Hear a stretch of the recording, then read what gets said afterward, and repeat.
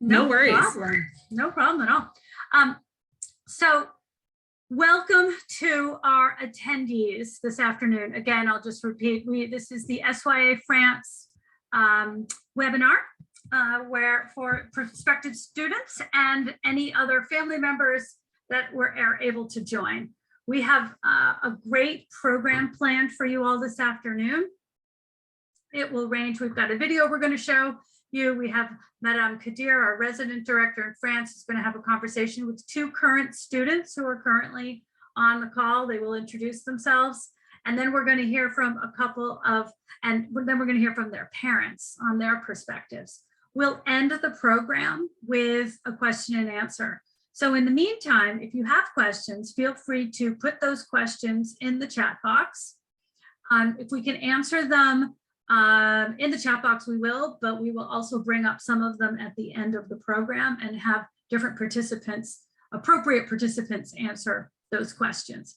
If we're not able to get to all the questions, we will be in touch with you afterwards. So if your question isn't answered, have no fear, it will get there eventually, but I suspect we'll be able to get to most everything this afternoon. We're hoping to keep this program to just about an hour.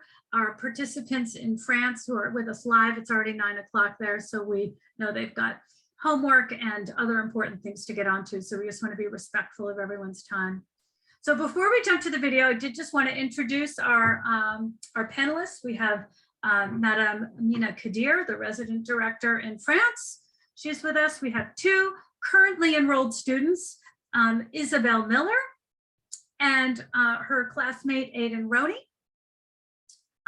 We also have the France country manager, who you may or may not have come across in our admissions or extended admissions team, and my colleague Lawrence Weber, who's also an SY France alum. And then we have Aidan's mother, Christina Roney, Dr. Christina Roney here at the bottom. And then we have Courtney Miller, as well as Isabel Miller's mother, participating too. So you'll have a chance to hear from them. So thank you in advance, panelists, for making the time to join us. All right, now we're going to watch the SYA France video, and then we'll segue over to Madame Qadir to have the conversation with our students. Shauna.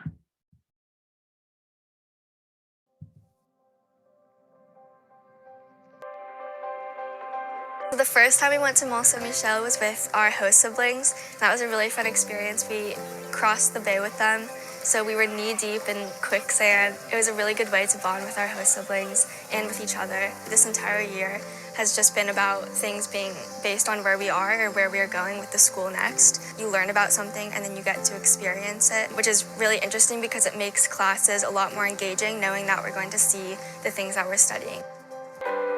I absolutely love Rennes. The Marché de l'Ys is the biggest outdoor food market in France. You have everything from vegetables to seafood to cheeses to bread, cakes, flowers, and it's not just for tourists. Really, it's the locals who go and just get their weekly groceries. Sometimes I'll go and get flowers for my host family. I could not have been placed in a better host family. I think it's there where I've learned the most French and learned the most about French culture.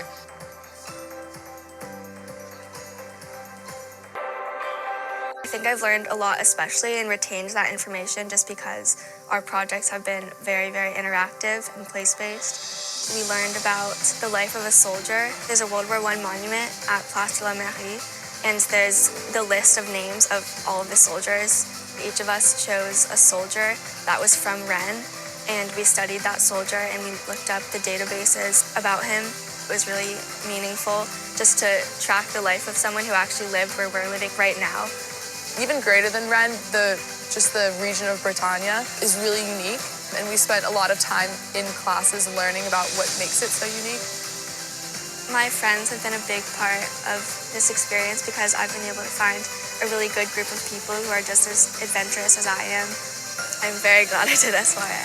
It has opened my horizons to travel and being more independent. I think it's just made me more excited to continue to expand my horizons and to learn more about the world.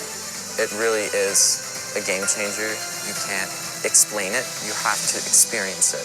It's been one of the best decisions I've made in my entire life.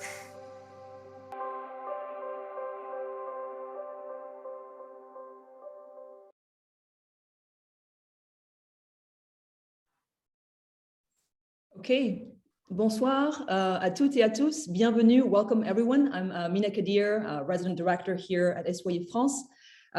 First of all, I just want to say it was great to see the video again and relive some of these moments.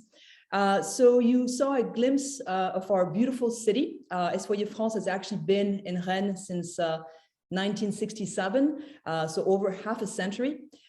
Just un tout petit peu de géographie. Rennes is the capital of the Bretagne region on the west side of France. And we'll talk more about living in Rennes in a few minutes with two of our students, current students, Isabelle and Aidan, who have kindly accepted to join us on this call tonight.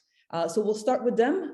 Isabelle et Aidan, est-ce que vous pouvez vous présenter, s'il vous plaît, en français et nous dire votre classe, votre ville d'origine et le nom de votre école aux États-Unis? Ouais, moi, Isabella. Allez, Isabelle, les filles en premier. D'accord.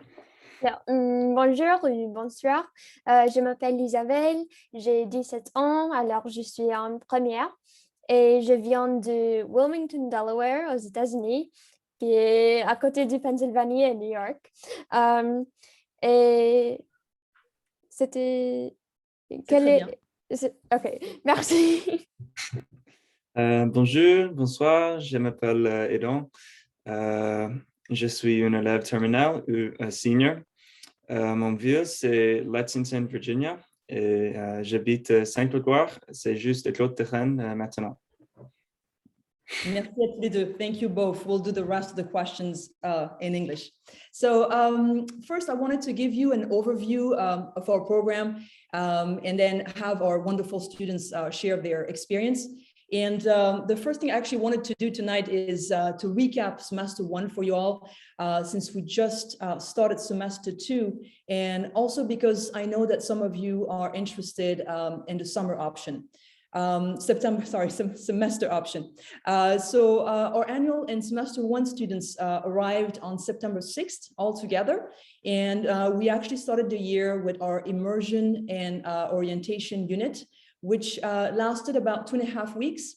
And during this time, students had several fieldwork about navigating their new city and other fieldwork pertaining to getting to know the host family and their activities here in town in Rennes. We also taught English and math during that time from the get-go. And we ended our immersion unit by a 3-day trip to the Finistère, which is at the tip of Bretagne. I think students enjoyed that trip very much. It gave them a chance to get to know each other better and also to get to know their faculty and learn more about the region. At the end of September, after we returned from our trip, students started their regular schedule and were very busy with their 6 classes. They also completed a total of 11 fieldwork during semester 1. And we took a second trip during our Toussaint break at the end of October. It was a 6-day trip to South of France. 2 groups were sent, one to Marseille and one to Sète. And lastly, to sort of wrap up semester 1, I wanted to also touch base on a highlight for us during the first semester, which was our culminating project, which all students worked on from the end of September all the way to mid-December. The SYE culminating project was designed to provide students with an opportunity to showcase their evolving language skills through a reflection on both their academic and personal experience since the beginning of the year. So students reflected on their experience here with their host family. They reflected on the school trips, extracurricular activities, fieldwork, and everything else related to their personal experience here in France. The final piece of this project was a 6-minute oral presentation in the target language. Most of them were very scared, and that's a euphemism to present in front of everyone. But I had a chance to observe about half of the class, and we're very proud to see so much growth in this short period of time. So I'll pause now and have maybe Isabelle start and talk a bit about what I talked in the very beginning, which is our immersion unit. Isabelle? Yeah, so okay. Our immersion unit was, I believe, the first 2 weeks of school when we arrived here in France, and it was a really great way to transition into kind of just the environment here, because obviously it's totally different from wherever you're coming from. And this 2 week immersion period made it so much easier, not only to get used to like the different customs, but also to just like brush up on your French. Because I know there's I believe it's a 2-year language requirement, but that doesn't mean you're constantly upkeeping it, especially not over the summer. And so that 2 weeks, just at the beginning of that, for that immersion period, was a really great way to brush up and make sure, and get you feeling confident again about those language skills.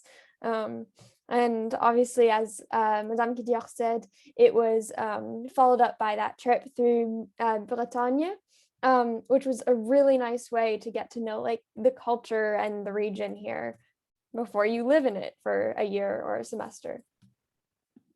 Merci, Isabelle. I'll ask a slightly different question to you, Aiden. If you could sort of talk to us about our school trip in the south of France. I know school trips are a highlight for our students, and I think people would like to hear about that. Can you please tell us where you were, because there were 2 groups, and sort of talk to us about it? Yes, certainly. So my group ended up going to Sète, which is kind of just below Marseille, which is where the other group was. And I know personally, I really enjoyed Sète. It kind of felt like after the very like academically rigorous school year, or at least month or 2 between the vacation, it was a nice way to unwind and kind of relax and maybe make new connections, because maybe, for instance, your close friend went to Marseille and you went to Sète, so you opened up and made new friends. I know I enjoyed it a lot. We had a hotel that was just on the beach. So for instance, maybe after dinner, you wanted to go take a walk on the beach. It was readily available to you. We also got to explore many kind of historic regions in the south of France. For instance, the Pont du Gard, which is this very large aqueduct,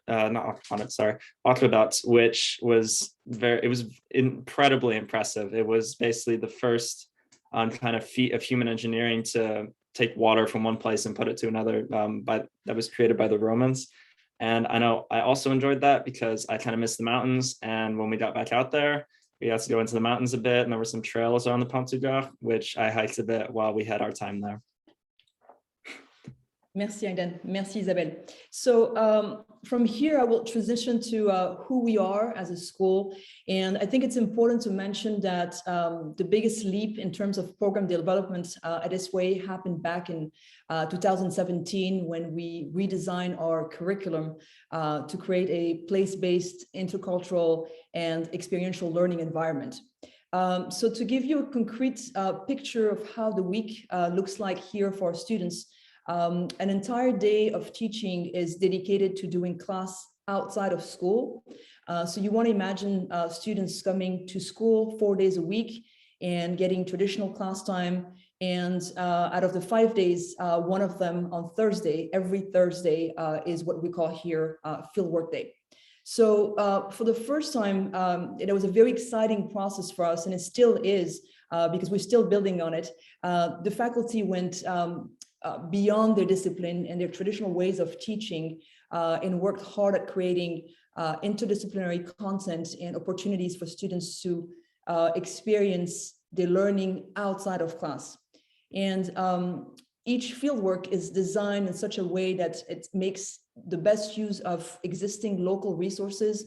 And in a very deliberate way, we push students outside of their comfort zone in using the target language in authentic situations within the local community. So all of our elective classes are designated as fieldwork classes, meaning that they have a component of learning that takes place outside of the classroom. So each student takes 6 classes here at SYA France. They get to choose 2 elective courses. We offer politics, science, and art history. In addition to these 2 electives, they all take 4 mandatory classes, English and math, we talked about it earlier.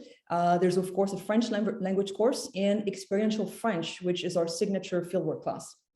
So aside from our mission and our overarching goals here at SYA, what really makes our program special and successful is the people work here. So I just want to acknowledge here our amazing faculty and staff who guide our students on a day-to-day basis through the learning in and out of the classroom, through advisory sessions, co-curriculars, host family, travel. And I think that Isabelle and Aiden can attest to that. So I'll start with Isabelle. And if you could, since I talked a lot about fieldwork, Isabelle, si tu peux donner un exemple de fieldwork, one that you liked in particular, and I'll ask Aiden the same question. Yeah, I'd say probably my favorite fieldwork so far have been the ones that have also been like intertwined with the school trips we've taken. So I believe it was in Set. We had our carnet de voyage, so like our journals, I guess, our travel journals that we our assignment was to make like 3 journal entries into this journal, and we could basically write about whatever we wanted, but just something that stuck out to us on this trip. And I think it was really interesting and really fun for me because it allowed me to, or I guess it caused me to be more mindful of like what was happening. And it forced me to not just go through the events like kind of mindlessly, but it made me actually like stop and appreciate like everything around me. And I think that's probably my favorite so far. Merci, Isabelle. If I just can chime in just quickly, Aiden, sorry, something very important you said, Isabelle, just field work happening as well in school trips. So we also consider our school trips as an extension of school. So there's a lot of fun, of course, attached to, you know, going to Marseille or Sète or Paris. That's our next trip. We'll be leaving to Paris. I know students are very much looking forward to that trip. In about 2 weeks, we'll be in Paris, all of us. But it's also important to remember that we use this time to have what we call focused observation. So making students stop and reflect and observe their surroundings and sort of compare with life in Rennes, for instance, life in the US. So thank you for bringing that up, Isabelle. Aiden, sorry, pardon. Yes, of course. Yes, while we're on vacation, we're definitely still working, but it's a different kind of work, an immersion type of work. My favorite field work was, well, Isabelle, me and Isabelle both wanted to do this one, but she graciously allowed me to speak on it, was the very first field work we had here. We arrived, we spent the night with our host family, we came back the next morning, and we were basically explained, oh, so you are going to leave your phones at the school, we're going to give you a paper map, and we're going to drop you off in the city with a group, obviously, and a professor leads us there. We'll have our Torigo cards, which allow us to use all the public transport as many times as we need to. And basically, we had a list of things we had to find. And it was just an amazing experience for me, because I know every time I walked back through the city, I'd see, oh, this looks so much different now than when I first came here. And you're forced to use some French, maybe ask for some directions. It's just an amazing kind of introduction into France. Maybe it's a little uncomfortable, maybe it's a little difficult, but it's completely necessary. And I know everyone loved it. And to my surprise, every single person found their way back to school at the designated time and found most of the things we were supposed to find. Merci, Aiden. I just want to reassure our parents who are listening right now. We haven't yet lost anyone. Sometimes I get scared when they're late, thinking that they probably booked a flight to Boston back to you. But no, they usually really love this. And then sometimes we repeat this activity 3 weeks later at the end of the immersion unit, and they come back within an hour. They found all the places. It's just 3 weeks, and they navigate the city really, really well. So merci, Aiden. Okay, so I'll shift gears here, and I will talk to you now about a very, very important pillar of our program, which is our host families and how we select our host families. So all prospective host families are interviewed by our dedicated host family coordinator, Madame Delanou, who does not only do the best possible placements using the information you provide us, but also provides ongoing orientation and guidance to both the host families and the students throughout the year. I can't emphasize enough that the homestay is a key part of the students' journey and overall experience. It really provides the students a mean to develop the language skills, proficiency, and understanding of the culture that really completes what we do here at school on a day-to-day basis. And we're very thankful to have a wide range of families who all have in common a sincere desire to host an American student and share their home and lives with them. We also expect, I have to say that our students here know that, we also expect our students to be actively involved in the life of their host family by doing very simple things as sharing their day at the dinner table, doing activities with the host family, asking questions, and just being curious about their new country and culture. Most SY students keep in touch with their host family long after they leave. I know we have Aidan's mother, Madame Roney here. I think she'll talk later about her experience. She's a former student here at SYA, and I know that they've kept in touch with their family, host family. So it's a very special bond. And I know that Aidan and Isabel can illustrate that, talking about their host parents and siblings, and maybe we'll shift and start with Aidan this time. I know personally, my host family has been wonderful. Within my first week or 2 weeks with them, I already felt completely comfortable and at home with them. I have 2 host brothers. They both play soccer. I love soccer. So I remember we took a trip to Nantes to eat lunch with some of their friends, and me and my 2 host brothers probably spent an hour, 2 hours just like out in front of the house kicking the soccer ball around. And just as curious as we are of their culture, they're just as curious about our culture as Americans. And I know with my host dad, we have plenty of discussions kind of about world events, or maybe how things compare and contrast to America versus France. And it's just a wonderful experience for opening up kind of your view of America and just the world as a whole. And to kind of speak on the bond that you create with your host family, it's sort of a generational thing, because my mom has a host sister who has a son who's my age, and we get along great. I've stayed the night with him, and it's really just a very special and unique thing. Isabel? Yeah, so I actually have the same host family as Lawrence Weber, who's on the call right now. And I'm not sure how many years ago he did the program, but I'm their 9th SYA host student from America. And it just shows like a lot of these families aren't like first timers. A lot of these families have done this before, and they have like experience and they know what to expect.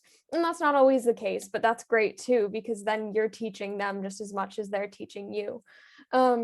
And with my host family, just like Aidan said, we have a lot of discussions at dinner, and it's really fun because when I first arrived here, I wasn't super confident about my French. So, you know, dinner discussions were like limited to like, oh, how was your day? Ça va? Ça va. And now like we have discussions about like politics, and like I watch the news with them every night, and we talk about everything from like Aidan said, like comparing the US to here, and just little things about our families. And the other thing that's really great is my host family actually has like a second house, like a beach house, up in Plua in Côte d'Armor. And so that's like the north of Bretagne, I guess. And so we go up there sometimes on the weekends, and they just like show me around, and it's really nice. It's super open, super calm. We go on hikes together, and I don't know, it really feels like an extension of my family at this point. Merci, Isabelle. Oh, and just to clarify, my host family is a first-time host family, so there's no need to worry. They were extremely excited to have me, and I've really opened up their home to me. Très bien, merci. Yeah, we have a contrast between the two. Larry, you wanted to say something? How long ago was your time here? 6 years ago. I can't believe it's already 6 years, but it's still so fresh in my memory, and kind of speaking to the fact like about the bonds lasting a long time. I just got a text from my host mom that said, have a good conference with Isabel. So we're still talking all the time, and it's just it's one of the most, if not the most meaningful and beautiful parts of SYA. Merci, Larry. Isabelle, just something I just remembered right now. Isabelle, who's also a campus blogger, I remember something you wrote in one of your blogs about feeling homesick. I think this is something that I wasn't planning on talking, but I just remember what you wrote. There was a sentence about being at home in your new home here, and you realized that during a moment where it was a bit difficult. And there's something we want to say also, that yes, you do get homesick here and there, maybe around Thanksgiving, maybe around the holidays. I don't remember the exact quote, but can you quickly just say, you know, what basically you tried to frame in that article about homesickness? Yeah, I don't remember the exact quote either, but basically what I was talking about is it was right around like Halloween and Thanksgiving, and I was feeling a little homesick because those are times I normally spend with my family. And I missed them. And then I realized that like it's fine to feel homesick. You're gonna feel homesick, but I was with my family here too. This is part of my home now. It's not the home I grew up in, but at this point, honestly, I love it just as much as I love Delaware. So. Merci, Isabelle. Très bien. So I'll now talk a bit about co-curriculars, and wanted to tell you that our students all participate in an activity outside of school. It is actually a requirement for our annual students. It is optional. It's still available for our semester students, but it's optional. And we're very fortunate to be in a big city here where most activities are offered. And I can give you a few examples. We have dance, the football, soccer, la musique, art, crew, gymnastics, swimming, rock climbing, and the list goes on. All activities in France are detached from school, so that's a difference from the US. They all offered through either a private or a municipal club. We're lucky to have an activity coordinator on campus. Monsieur Monteville has been with us for over 30 years, and he helps students sign up for an activity in September. And students actually have a fieldwork during the immersion program, where we were just talking about it earlier, and that fieldwork is titled Finding Your Activity. So that's sort of, again, part of what we do in the beginning of the year, making sure they're all settled with the host family, making sure they're navigating the city, and that they all have found an activity that they like. So this school requirement is aims at actually having our students participate in activity outside of the building, and sort of trying to push them out of the SYA bubble where we all together here, and again, making it a little bit uncomfortable. And I think students are a little bit uncomfortable the entire year, which is fine. It's very deliberate from us. And so they sign up for an activity, and the hope, again, our mission is sort of aiming at making sure the students completely integrate the local community. So we're hoping they're connecting with local French students their age. So maybe we'll have Isabelle talk to us about her activity and why she picked it and what you're getting out of it, Isabelle. Yeah, so at home, I do a lot of musical theater. I'm in a choir, and I wanted to kind of continue with that here. So over the summer before I came here, I was talking to Mr. Monteville about like, oh, you know, what can I do in terms of singing? And he told me that in Rennes, there's a music conservatory. So I got here, I did a little audition, and me and two other SYA students were both accepted.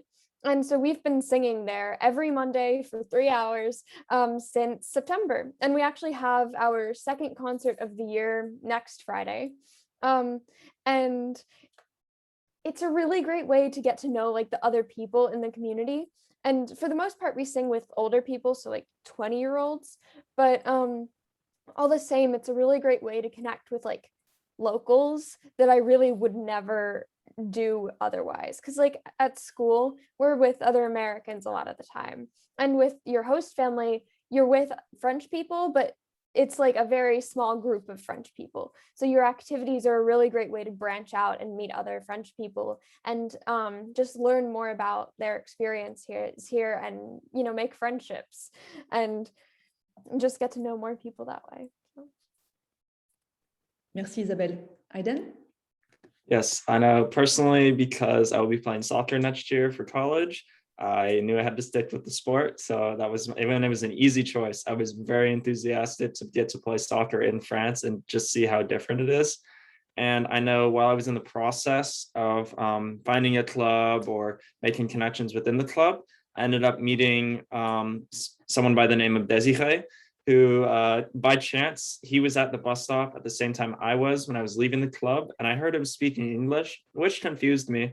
So I went up and I talked to him and he introduced himself and he introduced me to his friends. And now I just have this wonderful French friend group that I meet with at least once or twice a week, every week. And it's also been like just a very like interesting cultural like boiling pot because Desiree's parents are from the Congo. He lived there. He lived in India. Now he lives here. My best friend Arseny, who is Russian, was born in Russia, lived in Taiwan, now lives here. I have a friend named Olsen who lived in Sweden and here, and Hussein who lived in Spain and now lives here. So it's just been a really wonderful kind of friend group that has really opened up my kind of perspective on the world all through the sport of soccer and my activity. Merci, Aiden. Okay, so I'll touch base on the last piece here before we turn it over to our parents. And I'll talk a little bit about living in Rennes. So Rennes is labeled as an art and history city. Its history goes back to 2,000 years. It has preserved a medieval and classical heritage through its architecture, like you saw in the video. It's actually known for its medieval half-timbered houses and its 17th century Parlement de Bretagne, its cathedral, but it's also a very young city when you're looking at its demographics because it's a university town. Rennes is actually the 10th largest city in France, but it has a very unique feel to it. It's both a large city, but it's also very pedestrian. And you have very quick access to rural areas and forests at the footstep of the city. We also 40 minutes away from Saint-Malo and Dinard by the sea. Students actually often visit these cities very early in the year with their host families. We're also very lucky to be an hour and a half from Paris by TGV. It's also been voted several times over the years as best city in France for its quality of living. It has many museums, multiple bibliothèques, libraries, sport facilities, cultural centers. The Rennais and the Rennais is also very proud to have the second biggest farmers market in France. And beautiful parks such as the Tabor Park, which is right next to our school. Lastly, there are plenty of shops and boutiques, cafés, les boulangeries, les crêperies, in every corner. And our city is actually famous for the crêpe caramel au beurre salé and apple cider. So I know students love to try all of these cafes and restaurants, and they actually had made a list of their favorite places to go to for semester 2 students who arrived on January 8th. And they shared that with them. So I'll just have him talk about their city here and what they like about it. Isabelle, s'il te plaît. Yeah, like Madame Qadir said, there's basically everything here. One of my favorite things to do in the city is just go ice skating, which sounds so random, but there's this little ice skating rink called Le Blaise, just like 20 minutes by bus from the city center. And it's like €5 to rent skates and get tickets, which is absolutely insane, coming from an American perspective. And if I have we always have Wednesdays off, and if I don't have homework, sometimes I just go and skate. And it's just like a great way to just kind of breathe and relax. There's also, personally, I'm vegetarian, and there's so many vegetarian options in the restaurants here, which I was very shocked by because I've spent some time in Spain and it was not like that from what I could see. But there's also little vegan and vegetarian grocery stores that are just cute and in little city centers, and you can find anything you need. And just a bus ride away at all times. So. To clarify, it's we have our core classes math, English, French on Wednesday. So we have a shortened day, but we do have homework for those classes. I think personally, the thing I love most about Ren is coming from America to here. I'm used to having like some sort of commute where I'm driving and I'm listening to music and I have that time to myself. And I didn't really have that here until I realized how accessible everything is by foot. So many times I will find myself just maybe walking around Ren, maybe collecting my thoughts, listening to music.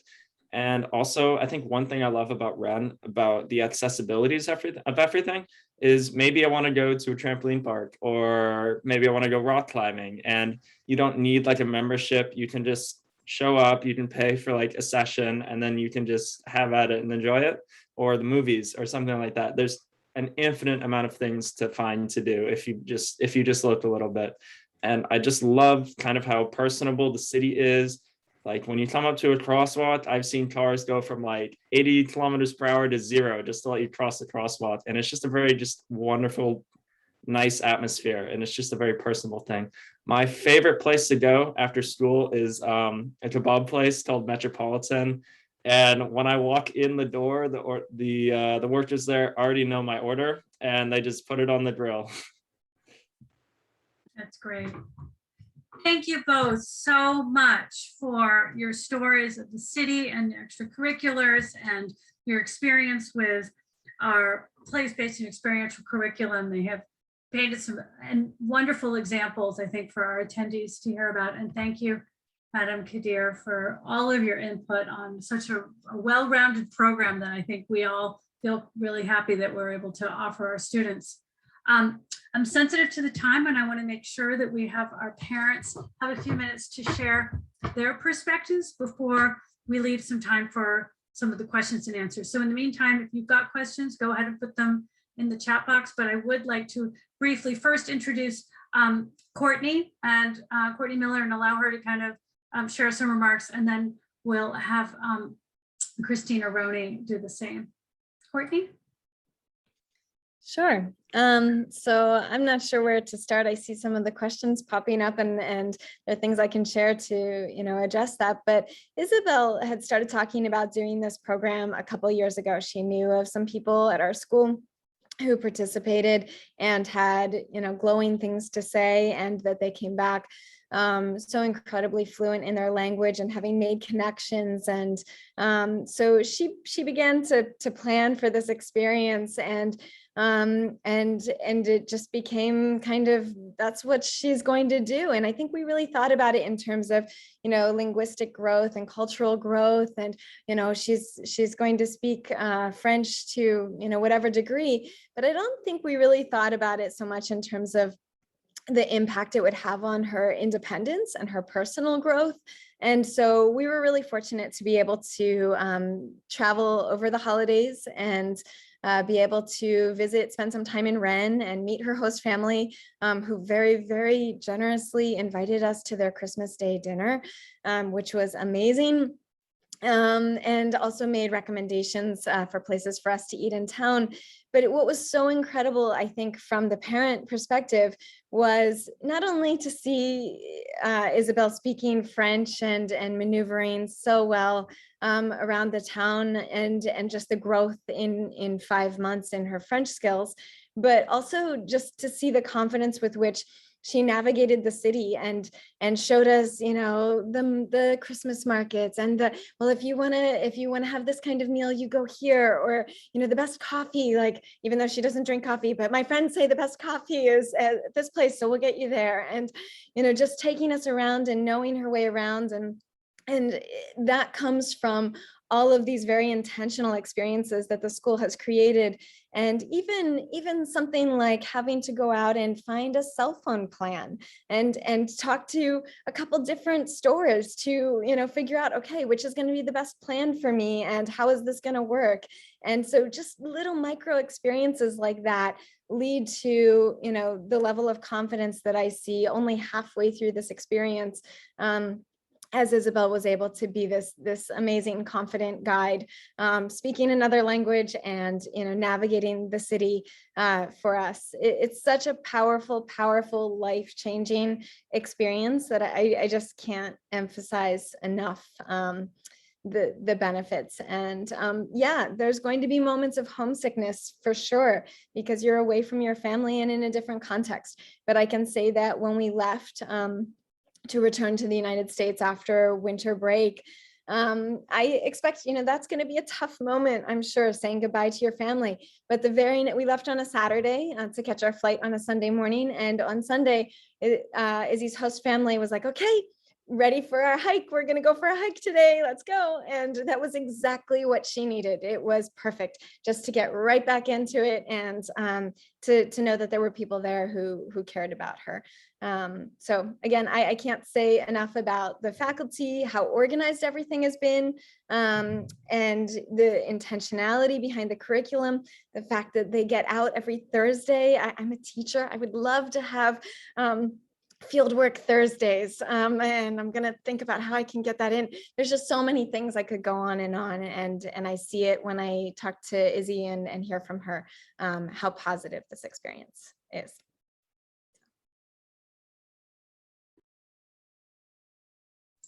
Unmuting, sorry. Thank you so much, Courtney. It's great to hear your perspective, and you've had a little bit of a unique situation in that Isabel was thinking about this for a couple of years leading up to it. Many of our students sort of come home a couple of months ago and said they heard a presentation or something, and parents were caught a little more off guard. So you were lucky you had a little bit of preparation, but there's still no real preparation for saying goodbye, I'm sure.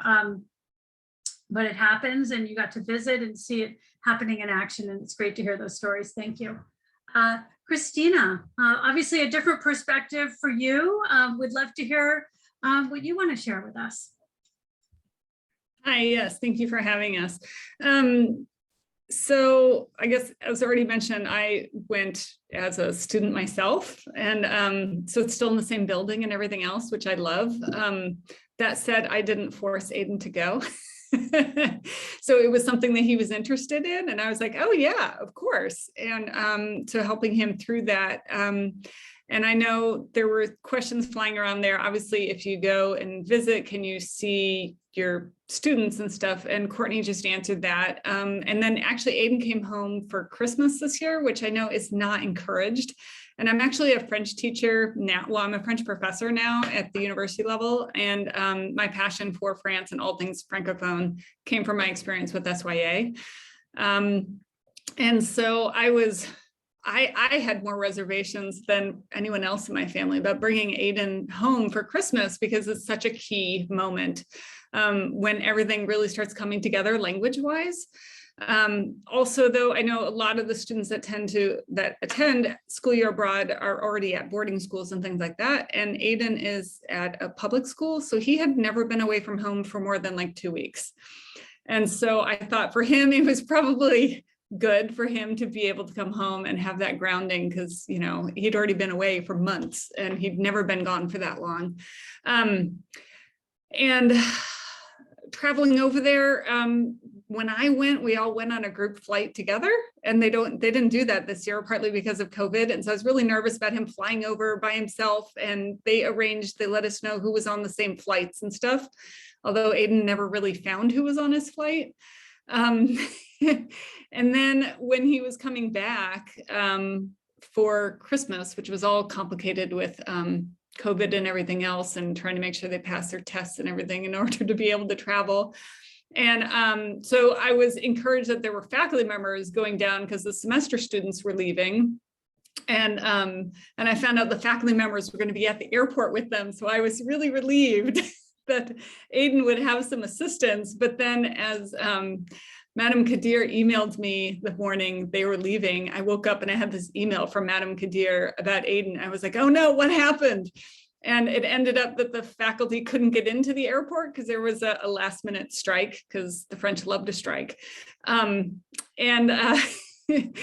she was telling me what a great job Aiden had done actually leading the other students through. So here I was worried about him taking care of himself to get through everything. And he had led all these other students through this chaotic, I mean, not even normal international airport environment, but chaotic because everything went through one terminal. And he was communicating with Madame Qadir and letting her know where everyone was and making sure some people that had really tight schedules got to their planes and everything else. So all that is to say that he has matured quite a bit and is a lot more responsible. I wasn't sure if it was having not seen him for so long and then seeing him with fresh eyes, or if it was the experiences, but all of a sudden he was this older, more mature, like he's becoming a young adult. And in my eyes, he left my little boy. So the other quick thing I wanted to say was, as a French professor now, and listening to Aidan and Isabel talking about meal times, we were discussing food in literature today in a class, in a literature class. And I was telling my students about some of my experiences with school year abroad and eating meals and this 5-hour lunch that I went to that I wasn't anticipating was going to be 5 hours, but just to talk about how essential mealtime is in French culture. And I just think it's really neat that I can still include those experiences in teaching university students today. Thank you, Christina. It's great to hear your perspective, both as a college professor of French, as a parent, and as a person who's an alum of the program. You bring a really unique perspective. But I do think one of the things that you say that we hear pretty often from most parents is that throughout the journey of having a child go through SYA, parents are constantly surprised in a really positive way about how the adults their children blossom into throughout the process, or the older children anyway, the growth that happens and the pieces of their personality that emerge by living abroad and living with a host family. Really, really positive surprises, I think, for a lot of parents, seeing things in their kids they hadn't seen before. And it's really, really fun to see as a parent, for sure. Thank you both for your perspectives. And I now want to, I'm just gonna take my glasses off so I can read these tiny little questions and answers. I'm gonna scan through the Q&A here a little bit and see some of these questions have been answered, but I'll farm out the questions really quickly or answer them myself if that makes more sense. So one question is, how long would an average night homework take?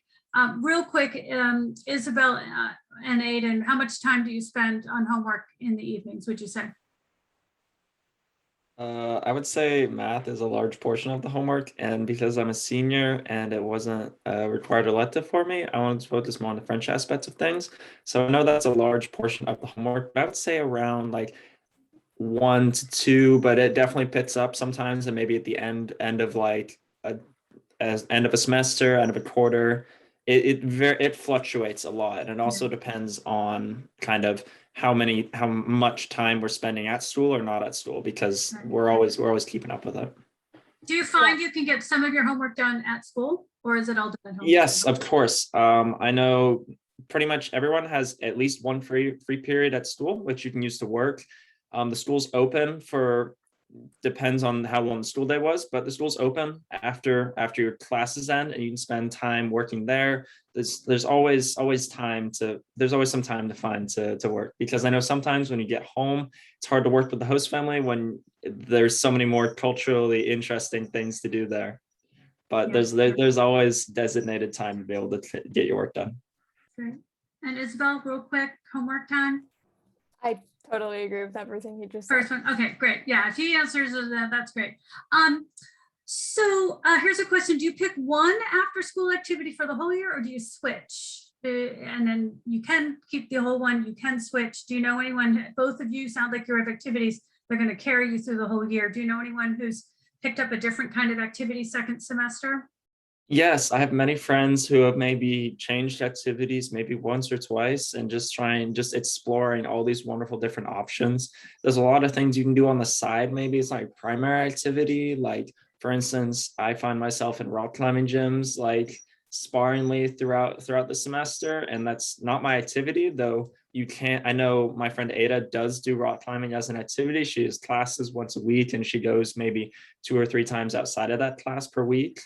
It's definitely a very as long as you're doing something, that's all that matters. But Yeah. you're There's cooking welcome. classes, there's art classes. There are lots Yes, of different yes, there opportunities are for things kids to even take. off. Though it is said that there's nothing technically associated with the school, there are some things, like I know the cooking class with this very nice lady who comes in. There's a sign up sheet on the wall. She speaks with the students, and it's a very wonderful thing. Yeah, in addition to that, for example, I'm still doing choir at the conservatory, but on top of that, I also did Model UN and Politics Club in association with the school and Monsieur Monteville. And I have a friend here who does basketball like 3 times a week as her main activity, but then also goes to pottery every Tuesday just for fun. So you can definitely do more activities if that's what you want to do. I saw someone asked about rowing as well. And I know I actually did rowing when I was in Rennes way back when. So rowing is available. I believe it would still be there because there's Yes, we do have students who row. Absolutely. But Yeah. there are so there's so much rowing and boats, like with the canal and bodies of water that kind of find their way through Rennes. I see like practically maybe there's at least 5 that I know off the top of my head that just have boats in the water and rowing teams. Yeah. So there's a question here about interest in our first semester program. She plays in a competitive soccer. Is elite soccer available for female athletes? But I also think this is a good opportunity to just address the sort of semester versus the year-long option. And Madam Qadir, do you want to start with that? Sure. So we talked about semester 1. So you heard how busy students were. So the full semester we provide. However, like Aiden and Isabel said earlier, it was very difficult to say goodbye to our students in December. And I think that we reached a point, students reach a point in December where it's almost frustrating to leave at that point because the language acquisition, they're just gaining that proficiency and they go home. It's great if you have to go back to an activity, sport, if you're on a team back home, or if your school only allows you to do half a year. It's great to do 1 semester. Again, as you heard, it's a full semester. You get to do two trips during that time. You get to do field work. You take your classes. We get you to math and English, half credit by then, and you get to do an activity. But of course, if I had to choose, and I think maybe Aiden and Isabel can chime in, I would pick the full year program because again, I think it's when coming back from the break, the winter break, the December break, when students really feel home and comfortable in the new home, like Isabel was stating earlier.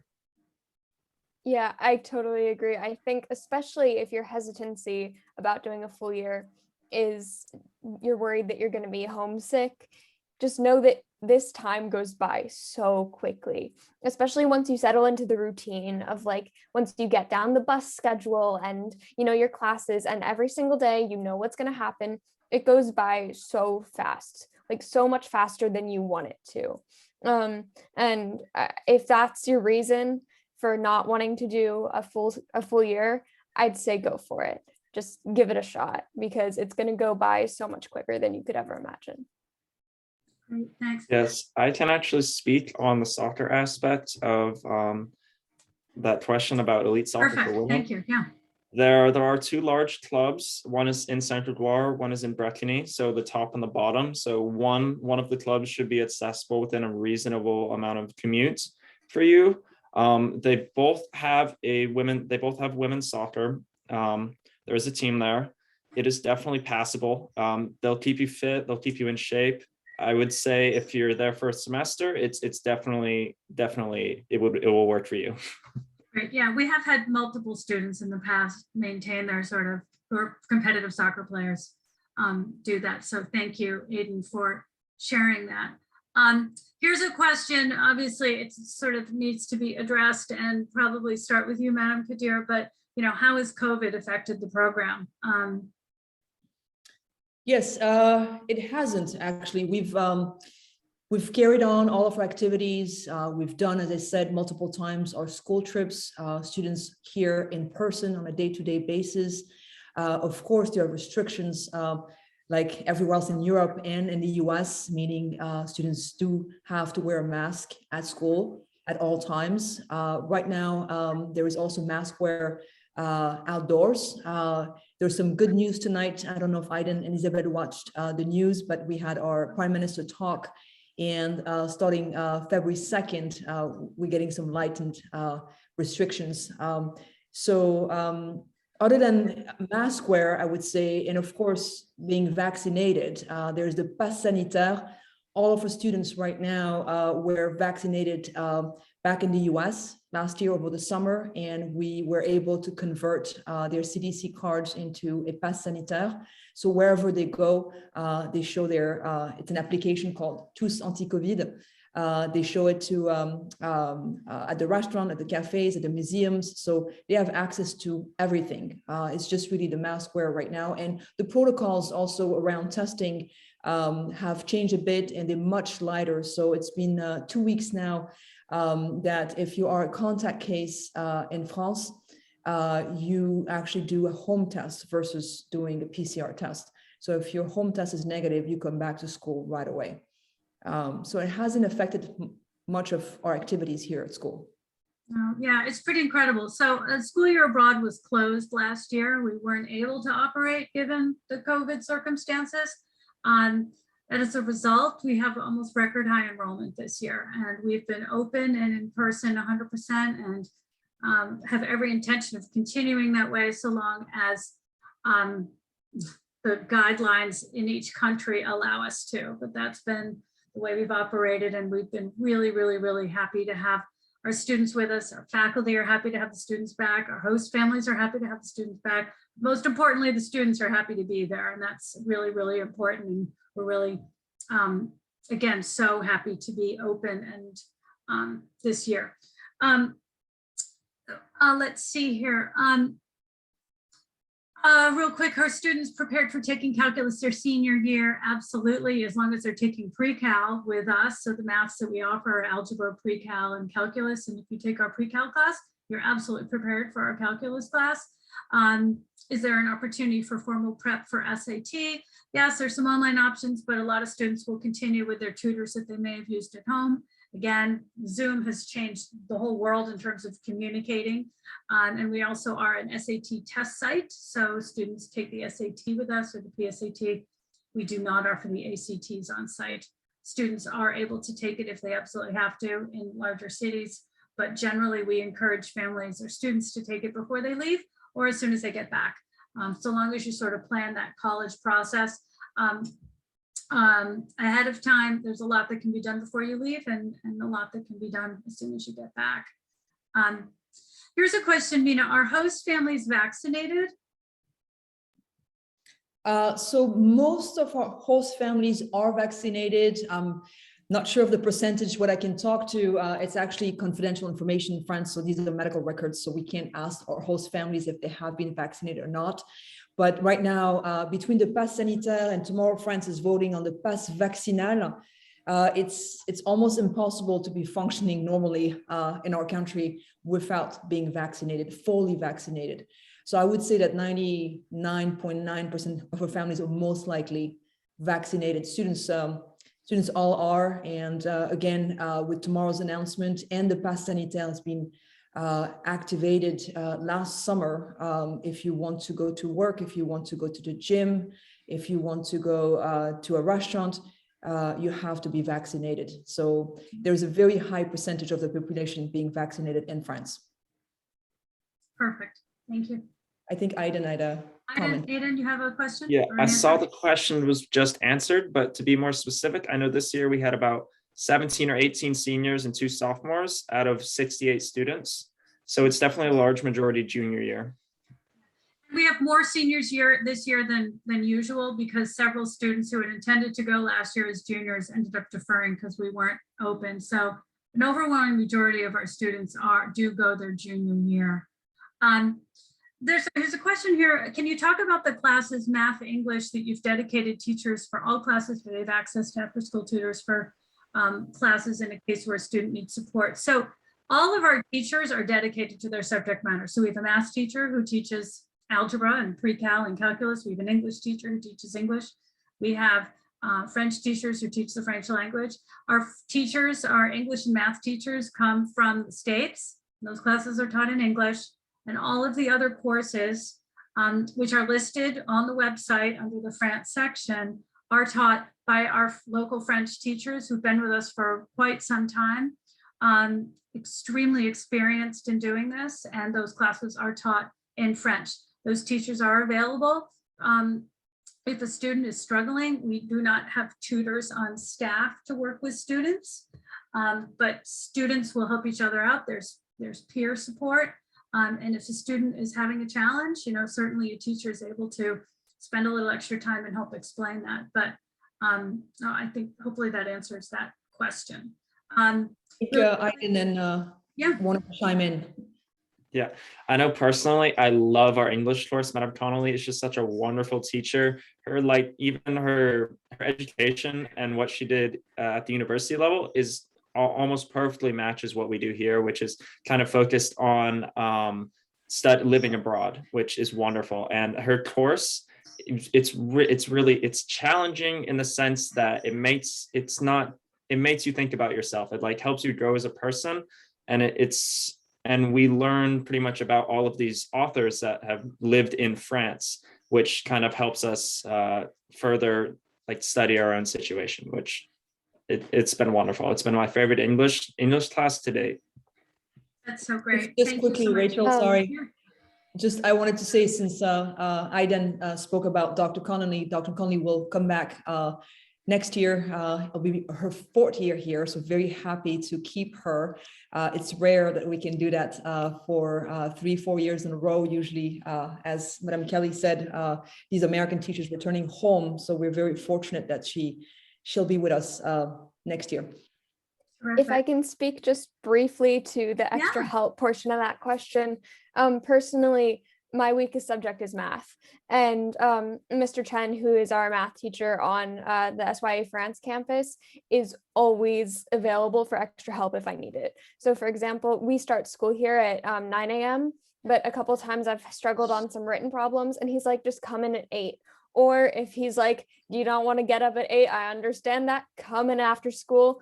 He's always there until like 5 p.m. if we need help. So even though there's not technically tutors on campus, it's a really supportive environment from the teachers and the other students. Yeah. Wonderful. Thank you so much for sharing that. Yeah. Sorry. And Monsieur Chen is also returning next year, so we're very happy. That's great. I know we're getting close on time here. There's a couple other questions, around sort of acceptance rate and competitiveness of the program. So just a reminder, our application deadline is February 10th.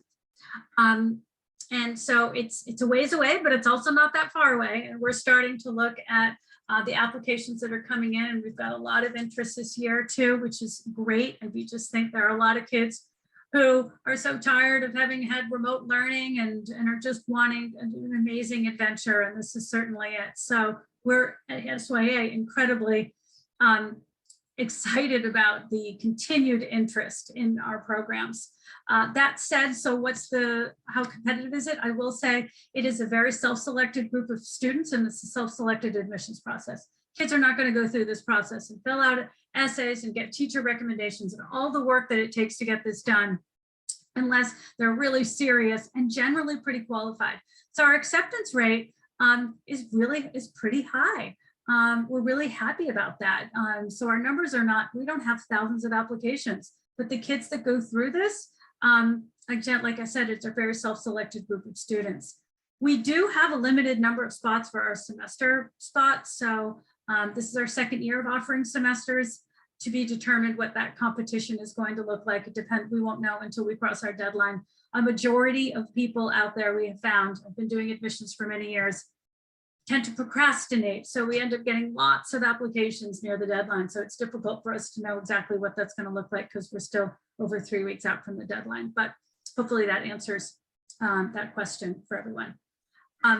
Can I intervene real quick? Sure, I wanted to give one perspective as far as being a university level language professor, is that I feel like the opportunity at school year abroad going in high school is much better than what the opportunities are at the university level, because the students are younger and they all live with a family and there's a little more oversight.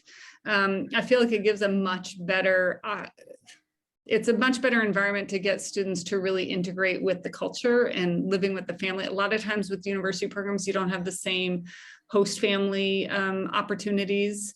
And also you don't have the same opportunity to really be immersed, because even if you're living with the host family, you're given a lot more kind of liberty and independence. And so I think it's a great opportunity to go at the high school level, because it is a little more kind of incubated, but that incubation needs to be a better experience.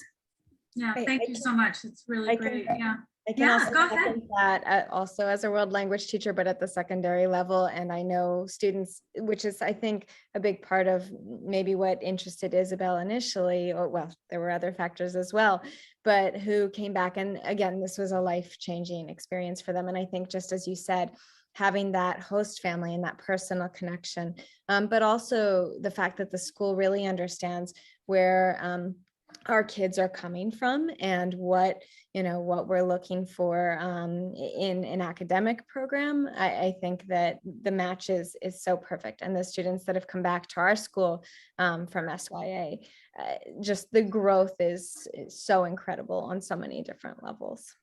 Yeah.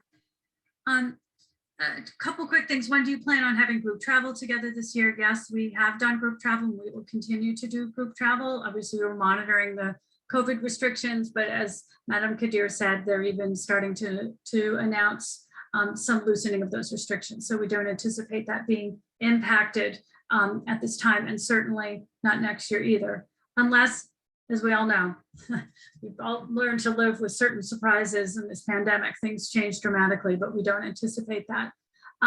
Very quickly, what are the health services provided in case of injury or emergency? Madam Qadir, can you want to answer that real quick?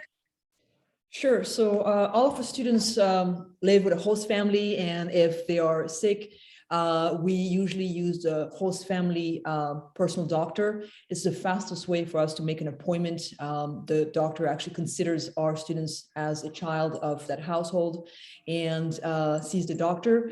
In case of another type of an emergency over the weekend, we have something that's called SOS Médecin, where you can make an appointment for the same day. We have different locations in Rennes we can take our students to. And the rest works like in the US. God forbid there is a real emergency, of course, we'd take him to the ER. Yeah, great, thank you. Real quick, yes, Aiden.